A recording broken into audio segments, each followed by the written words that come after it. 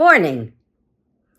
Going to give you 3 reasons for dismay and 3 reasons to be hopeful. This way, we can get a grip on what's happening in the real world under Donald Trump. It's a lot of chaos. And you got to be able to navigate the chaos and kind of pull in your spending and let's wait and see what happens. After all, in another week, there's going to be a reckoning for Trump's 100 days. So let's see what really bothers me. The tariffs. The tariffs are like shooting ourselves in the foot. We didn't need tariffs. Most of our trade partners, most of our treaties, they all say we have like a 1.4, 1.7% tariff, reciprocal with all other nations. Under Trump, we've managed to get rid of all our allies. We've put tariffs on everyone.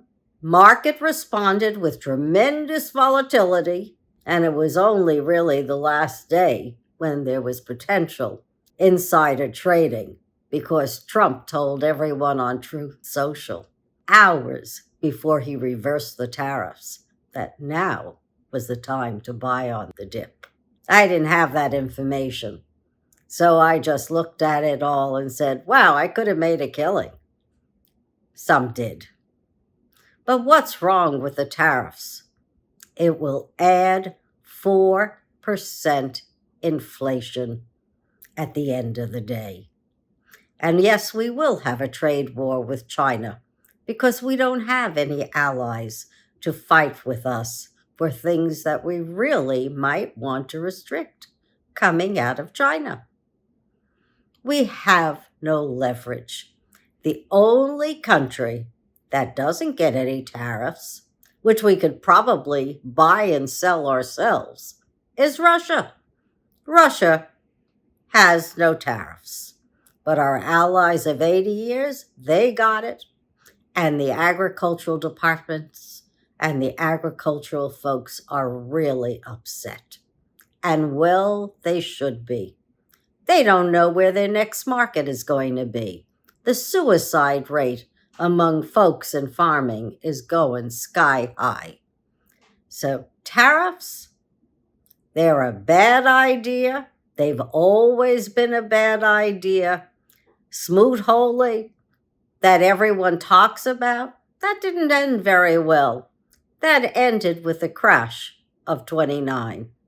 So McKinley, who Trump likes, he didn't even do tariffs. Didn't like them. So let's see what happens. A lot of the billionaires don't like tariffs either.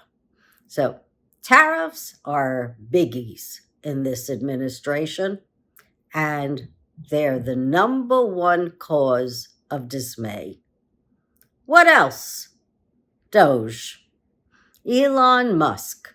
Has he found any fraud in any of the agencies that he's gone through? No. Because we actually have in the FBI a method to get rid of fraud. And why were the agencies put into being? They were put in place to protect workers. What do they cover? OSHA, Health and Human Services, the CDC, Medicaid, Medicare, Social Security, all programs that are lean. They don't have an excess. NIH has been defunded for years. But what I resent is the cutting back on research. So, not only is Doge firing folks and leaving a lot of our national security skimpy, because now that we've got a lot of climate crises all over the country, we're going to have less firefighters. The FAA controllers are staffed by only 54% when they need a much higher level of competency to make sure that our air is safe. And he's fired folks in Social Security. He's fired folks in many of the departments that we rely on. And research and development is going to be way down, which is sad because we lead the world in research and development, and that leads to new jobs and new industries. We could actually work our way out of any recession that comes along. That's what Steve Jobs did with Apple in 2008. He looked at the recession as an opportunity, and he came out with new products. Recession didn't bother them, but this regime is not forward thinking.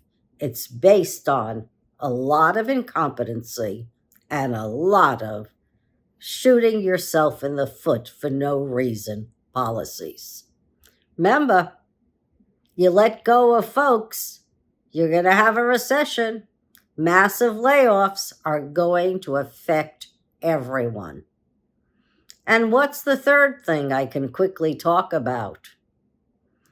The third thing is we've cut out also the departments that do the statistical analysis of how are we doing in the federal government? How's the weather coming along? What are our educational benchmarks? What do we have to look at in terms of health and human welfare? That's all gone. But why am I hopeful? There's 3 good reasons. One is Susan Crawford got into the Supreme Court of Wisconsin. That means the maps drawn in Wisconsin will not be gerrymandered. That means the folks of Wisconsin will have decent legislation and be more equal. The April 5th protests, the hands-off protests, over 3 million Americans marched. Wasn't the thousands like they said, it was millions. Millions marched, over 3 million. And on April 19th, we're going to get over 5 million folks. The objective is to get 5% of the population to march in protest. And the other reason? Young Democrats, young people are coming out and running for office. And I think that's really good. And I know that on the Democratic side, Jamie Raskin runs a boot camp for aspiring legislators. Take advantage of it, everyone.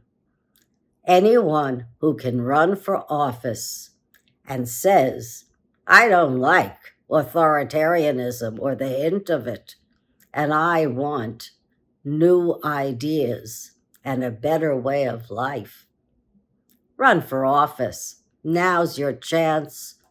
The GOP is definitely unpopular. So there's reason for hope.